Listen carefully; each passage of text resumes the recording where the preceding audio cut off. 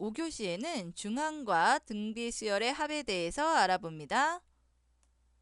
중항에는 크게 세 가지가 있습니다. 등차중항, 등비중항, 그리고 조화중항이 있습니다. 등차중항은 어떻게 나타낼 수 있을까요?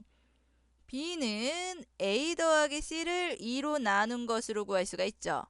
그리고 등비중항 어떻게 구합니까? 등비중항은 B의 제곱은 AC로 구할 수가 있습니다. 그럼 이것은 물론 B를 구하기 위해서는 루트 AC로 생각할 수도 있겠네요. 그리고 조화중항은 B는 A 더하기 C분의 2AC입니다. 이번에는 평균으로 생각해 볼게요. 평균에는 우선 산술 평균이 있고요. 그리고 기하 평균이 있고 또 조화 평균이 있습니다. 산술 평균이라고 하는 것은요. 우리가 시험을 보고 나서 평균을 낼 때 쓰는 방법이에요. 그러니까 각 과목의 점수를 다 더해서 총 과목 수로 나누는 거 있잖아요. 그래서 이것을 구할 때 두 개의 수가 있으면 두 개의 수를 더하고 2로 나누는 거, 뭐 그런 것을 산술 평균이라고 합니다. 그리고 기하 평균이라는 것은요. B는 루트 AC로 이렇게 구할 수가 있고요. 그리고 조화 평균이라는 것은 A 더하기 C분의 2AC 이렇게 구할 수가 있어요. 그러고 보니 모양이 똑같은 것 발견하셨나요? 바로 산술 평균은요. 등차 중앙과 연관이 있고요. 그리고 기하 평균은 등비 중앙과 관련이 있고 조화 중앙은 조화 중앙과 관련이 있겠네요. 그런데 평균에서 생각해 두면 도움이 되는 것은요.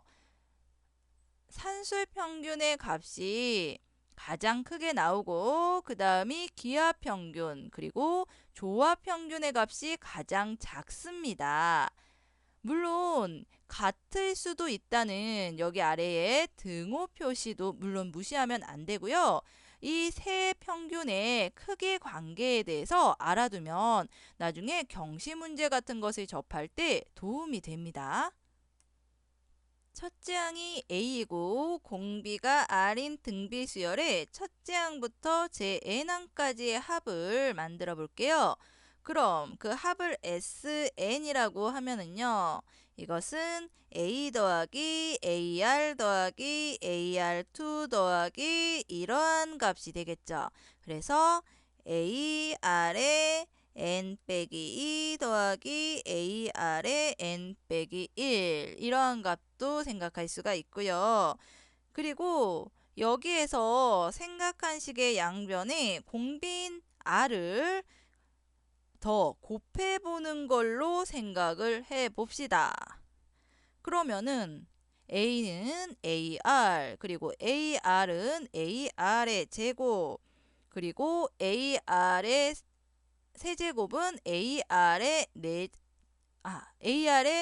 제곱은 AR의 세제곱 이렇게 나타낼 수가 있고요. 쭉쭉쭉쭉 가서 AR의 n 빼기 2는 AR의 n 빼기 1 그리고 AR의 n 빼기 1은 AR의 n이 되겠네요. 그런 다음에 첫 번째 식에서 두 번째 식을 뺍니다. 빼봅니다. 그러면은 어떤 모양이 될까요? SN에서 R 곱하기 SN을 빼게 되면은요. 여기에서 지워지는 모양들 보이죠?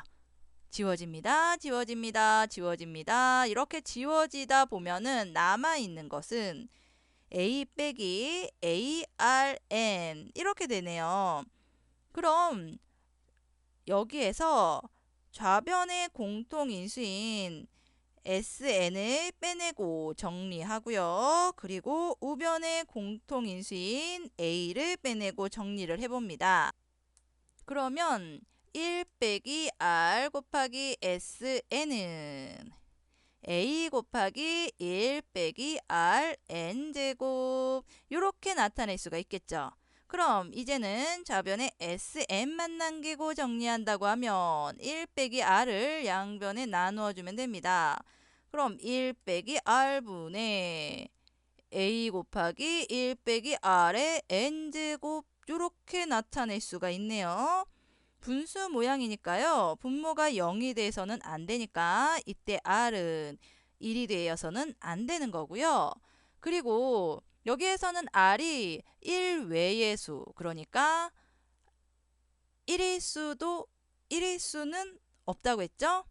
그리고 R이 1보다 큰 경우와 R이 1과 같은 경우 생각해 볼 수가 있는데요. R이 1보다 크게 되면 이 식을 그대로 가지게 될 거고요. 그리고 R이 1보다 작다면 여기에서 이 괄호 안에 있는 모양이 바뀐 것, 순서가 바뀐 것 발견할 수 있죠. 그리고 R이 1이 와서는 아예 안 되는 것은 아니고요. R이 1이라고 한다면은 이 SN은 A를 그냥 N으로 곱해준 것과 같아지는 겁니다. 훨씬 더 간단해지는 거죠. 원리합계를 구하는 문제네요. 원리합계는 원금에 이자를 더한 금액이에요. 그래서 이 원리합계를 생각할 때 SN을 생각을 하면은요. 여기에서 이러한 것을 모두 다 더한 것으로 생각을 해주어야 하는 거고요. 여기에서 이것을 식으로 나타내면은 어떻게 될까요? 이것은 바로 등비의 수열이죠. 첫째 항이 A 곱하기 1 더하기 R이고 그리고 공비가 1 더하기 R인 모양이죠. 그래서 첫째 항부터 N항까지의 합은요. 어떻게 구할 수 있죠? A 곱하기 1 더하기 R에 1 더하기 R에 N제곱에 빼기 1을 하고 그리고 1 더하기 R에서 1을 빼야 합니다. 자, 그럼 이것을 정리하면 A 곱하기 1 더하기 R에 1 더하기 R에 N제곱에 빼기 1에 이것은 어떻게 할 수가 없고요. 그리고 분모는 R이 되겠네요. 그래서 원리 합계는 이러한 모양이 됩니다. 원리 합계 문제는요. 고등학생들도 쩔쩔매기 때문에 특별히 부담 갖지 않아도 됩니다. 이번에는 등비 수열의 합 구하는 문제. 조금 더 간단해진 문제죠. 첫째 항이 2가 되고요. 그리고 공비는 얼마인가요? 마이너스 2씩 곱했으니까 공비는 마이너스 2가 됩니다. 그래서 이것의 합을 구하기 위해서는요. A 곱하기 1 빼기 R의 N제곱 분의 이거 분해가 아니라 이것은 분자고 그리고 분모는 1 빼기 R이죠. 자, 이 모양 생각해 주면은 첫째 항에 2 그리고 R이 얼마가 된다 했죠? 마이너스 2가 된다고 했으니까 마이너스 2의 N제곱 그런데 10번째 항까지라고 했으니까 n은 이때 10이 되겠죠? 그래서 이것을 풀어주면은 되겠네요. 이것을 풀어주면은요. 분모는 1 빼기 마이너스 2는 3이 되고요. 1 플러스 2가 되니까요. 그리고 여기에 마이너스 2의 10제곱이라고 하면은 1024가 될 거니까요. 2 곱하기 1 빼기 1024 이것을 풀어보면은 마이너스 682가 됩니다. 그럼 5교시 내용을 정리해 볼게요. 산술평균, 기하평균, 조합평균의 이 크기에 대한 관계 기억해 두시고요. 그리고 등비수열 합의 공식을 볼 때요. R이 1일 때와 R이 1보다 작을 때, 1보다 클 때 합의 공식의 모양이 조금 달라지는 것도 주의 깊게 봐주세요.